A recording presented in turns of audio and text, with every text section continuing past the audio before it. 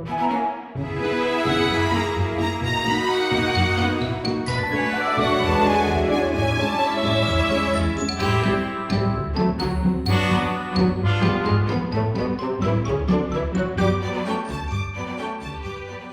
day. I'm Glenn O'Kray.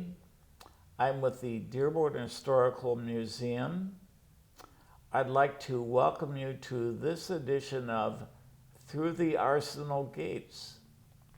Through this program, I'd like to inform Dearborn residents of people who have made history, are making history, and will make history.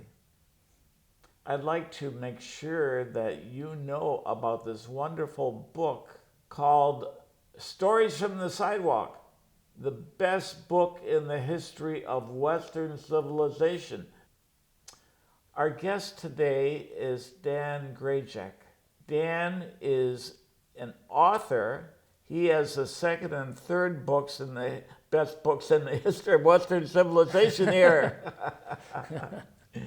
And he's going to be telling us about his writing and his life. Dan is Polish, and he's going to give us the Polish pronunciation of his name. Dan. Last name is pronounced Grajek. Grajek. Okay, yes. Very good. Dan, tell us where you were born. Okay, I was born in the Detroit area. In fact, Detroit proper. I was born at Providence Hospital on West Grand Boulevard, and it just happened to be 4 blocks from Motown Records. At the time I was born, they had their first hit, a guy named Barrett Strong. He came out with this song called Money, That's All I Want.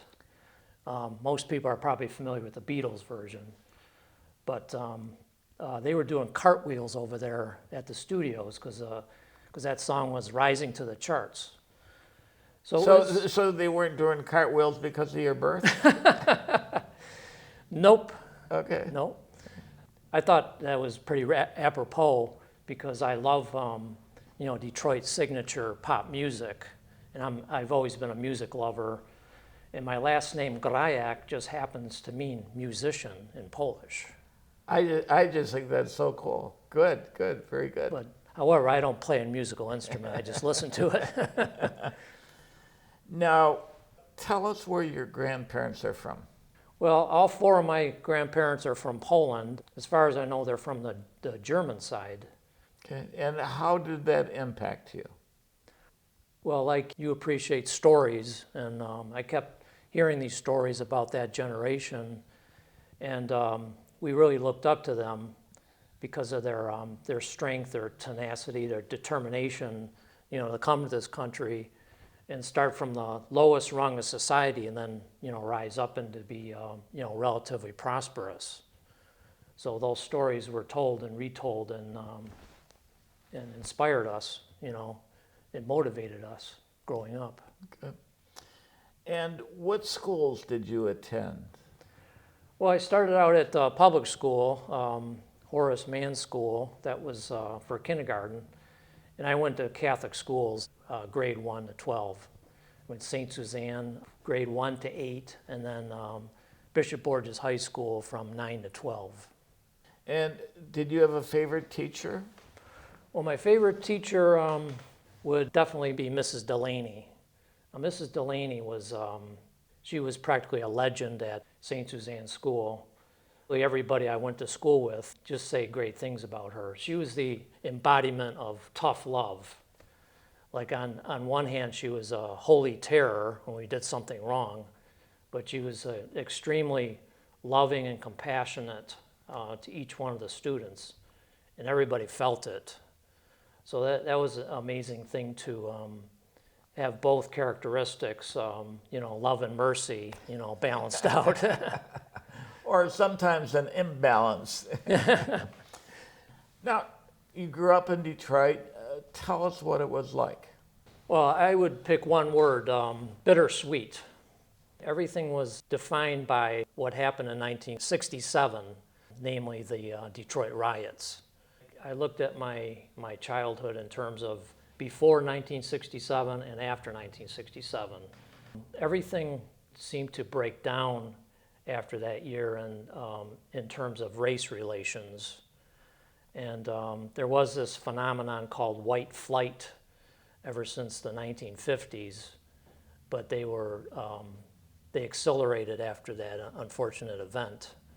It was a very trying time for the neighborhood because, there were people that really had problems with, real racism, but there were, people that left the neighborhood for different reasons as well. So it's a nuanced situation, and unfortunately there was a lot of bitterness and anger on both sides, both the blacks and the whites.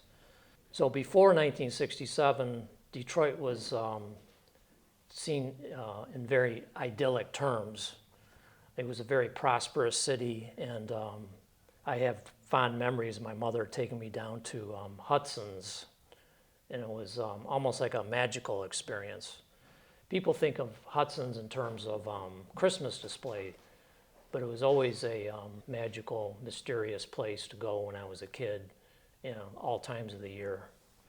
Detroit had kind of this mythical quality, and then it just kind of, things just got kind of sour towards the end. Yeah. I might make reference to a speaker that we had earlier, and that was Frank Joyce and his take on it. He was heavily involved in the civil rights movement in the 60s and still is, but one of the terms that he uses to frame that era was the term insurrection.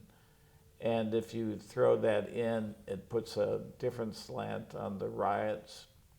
Tidbit, Jerry Kavanaugh was mayor at the time, and I chatted with a guy who had been on the Civil Rights Commission, or he had been the head of the Civil Rights Office in the city of Detroit. And he asked Kavanaugh to integrate the police force, and Kavanaugh didn't do it. And if Kavanaugh had just made that one moral decision, the history of Detroit might very well have been different. So anyhow, when you were 12 years old, what did you think you wanted to be when you grew up? When I was 12, that was a pretty pivotal year.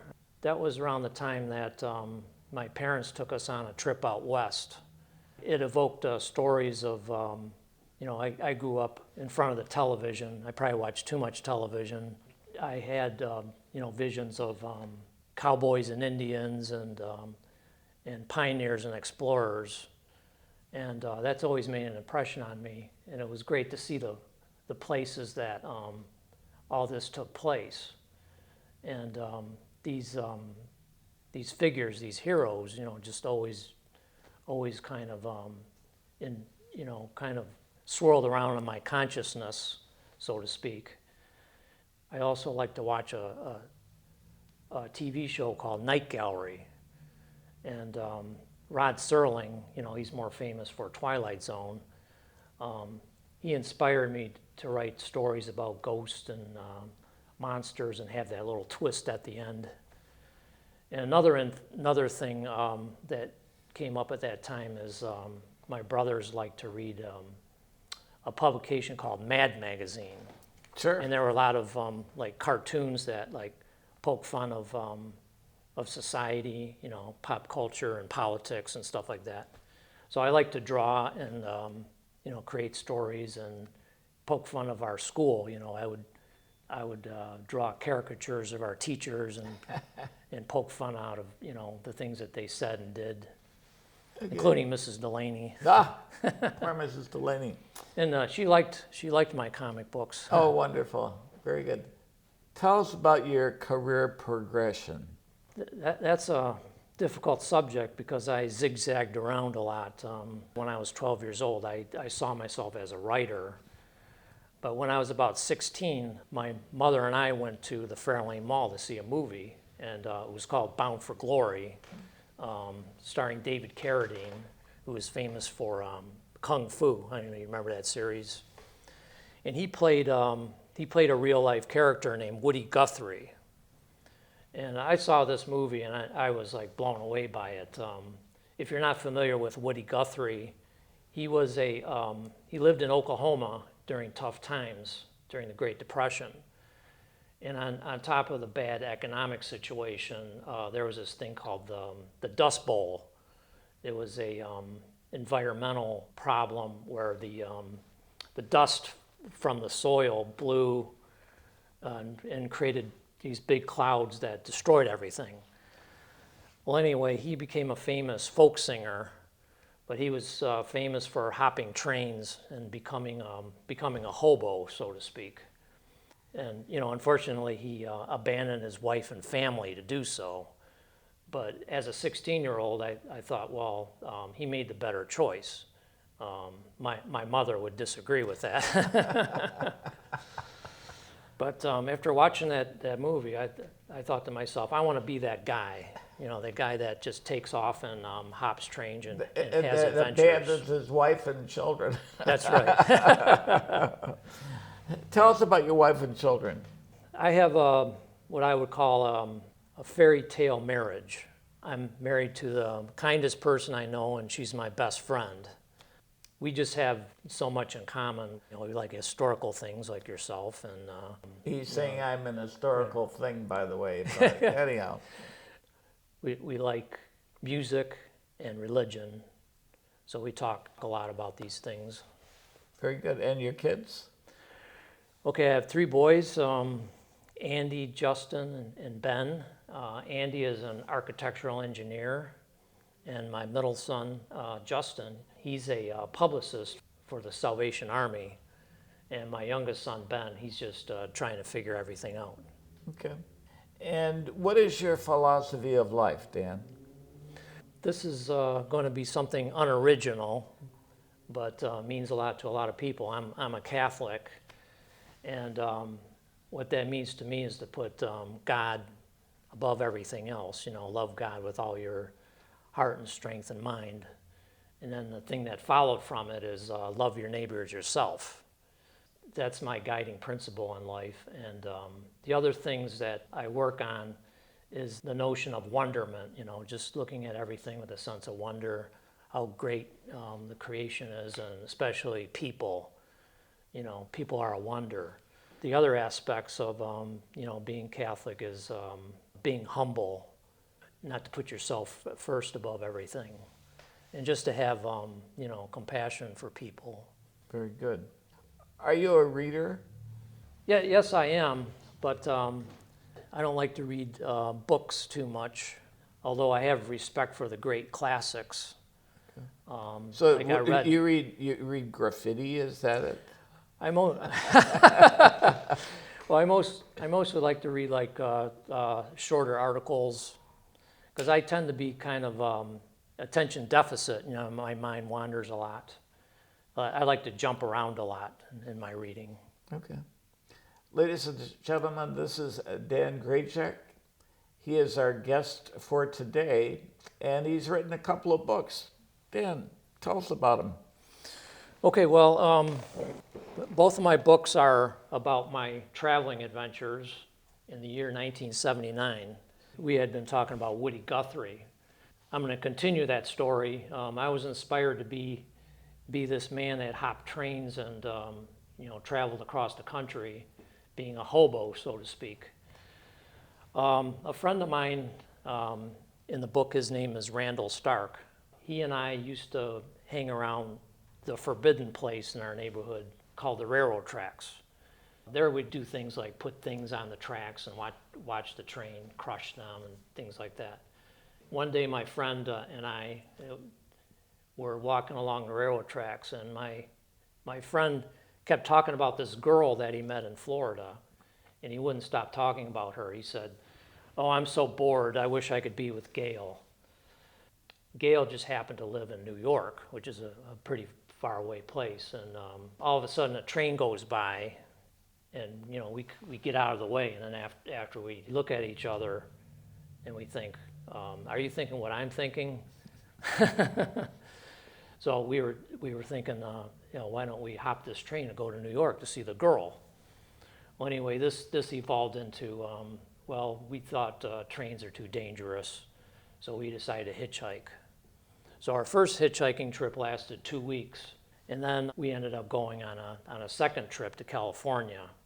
However, the first trip to California was with another friend. So anyway, my first book is about 1 week of one of those trips to California, and then the second book is the whole story of the first trip and the second trip. And the second trip, I got involved with a religious cult called the Moonies. It's also called the Unification Church.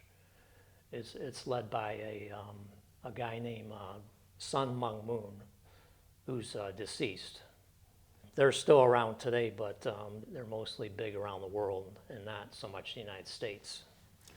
Tell our audience about your experience with the Moonies.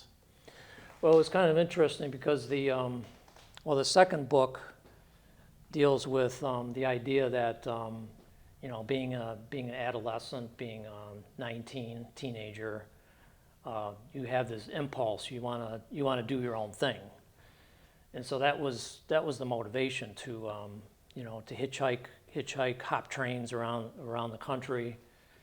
The quandary is why would a young person who believes in radical freedom totally give that up and join a cult that believes in all these bizarre ideas? So you're just sacrificing your freedom. That was explored in the book, is getting into a situation where it was complete mind control and groupthink. And the book contains a lot of flashbacks of that provides clues why maybe that could have happened. Let me make sure I have this straight. You grew up going to St. Suzanne's and Bishop Borges, and you became a Moonie. Whoops. So this is a major change. Was it just kind of an impulse thing, or? Well, Glenn, we talked earlier about the immigrant generation, and I told you that my grandparents came over. My grandparents and my parents, they were very Polish and very Catholic, and the two were practically synonymous.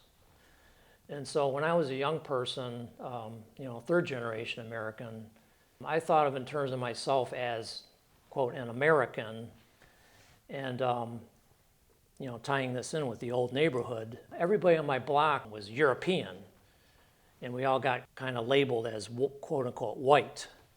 I looked at the generations, what my parents and my grandparents wanted to teach me, and the school, Catholicism. And when I was a young person, I was like, okay, what's this? And I totally kind of rebelled against it because I felt it was, I wanted to be totally independent and free. And I kind of adopted a alternative value system that is often called the 60s. In the 60s, what I would encapsulate as being, number one, doing your own thing, and number two, wanting to change the world. Very good. Now, I read the book, ladies and gentlemen. It makes a pretty good read. One of the things that I found of note was the fact that there were guards there. You want to tell us about the guards? It's kind of like they weren't there to keep the people out.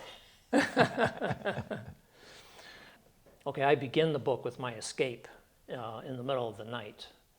There was a lot of planning that had to be done. All the details are in the book. They didn't want people leaving. They kind of walked a fine line. They said you could leave any time you'd like, but why would you want to leave?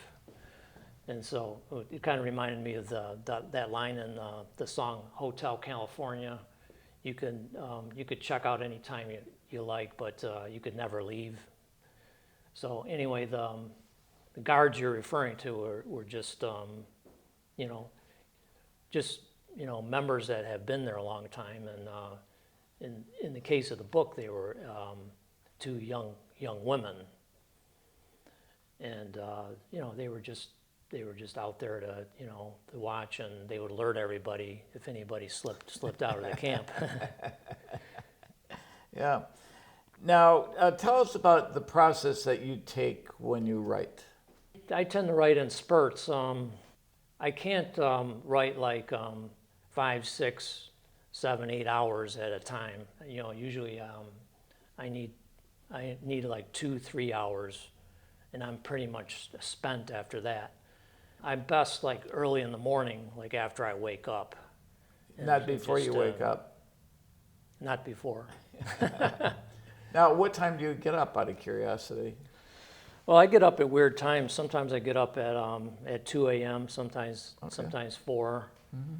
But I have a hard time falling back to sleep, and I feel like I don't want to waste time just laying there awake. So I just get up and have a strong cup of coffee, and then start writing. Sure. Now, one of the things that you do in your book, Moon People, is you compare your experience going to U of M Dearborn with your friend who went to U of M Ann Arbor. Compare and contrast for us today what your feelings are. First of all, when I express what I think today, I have to go back to say what I thought back then. I felt like I was shortchanged going to U of M Dearborn, because it was, quote, a commuter college. And as you know, Ann Arbor was a place where people got a dorm and lived on their own. So you got away from your parents, right? Well, at a community college, you typically live with your parents. I kind of idealized my friend being in the situation he was in, living at a dorm and being involved with all these parties. And Ann Arbor had all these opportunities to go to do whatever you want to do. There were bars, there were music venues, there were bookstores, and anyway, I saw my friend as having freedom, and I did not have freedom, staying at home. And I just felt kind of shortchanged. And plus, at the time, U of M Dearborn was undergoing a lot of change. It was a small campus, and they were doing a lot of construction. So some of the classes in even the cafeteria were in these things called modules. I look back on it now, and it's like it doesn't make a difference.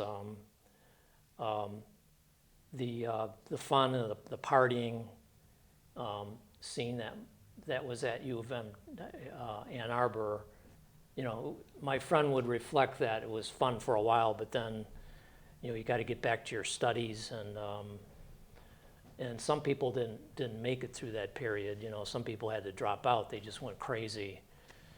So just hearing my friend's account of it, it sounded like it wasn't as great as it was advertised. Okay. Dan, what are your values? Basically, I value individuals. I value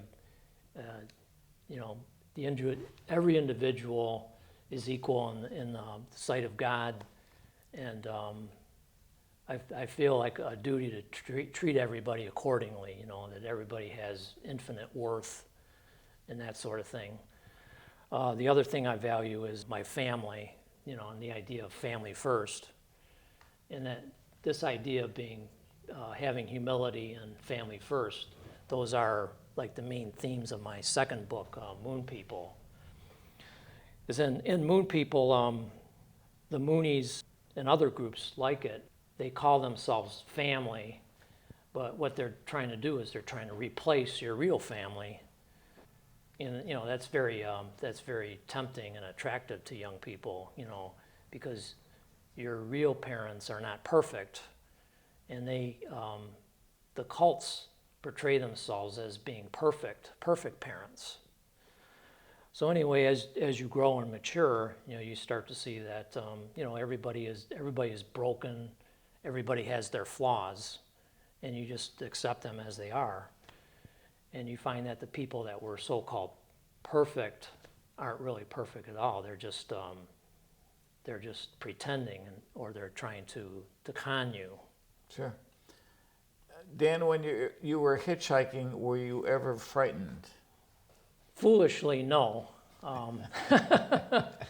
At the beginning, I was apprehensive when we started doing this, but then after getting, quite a few rides where nothing happened, I just had no fear of it at all.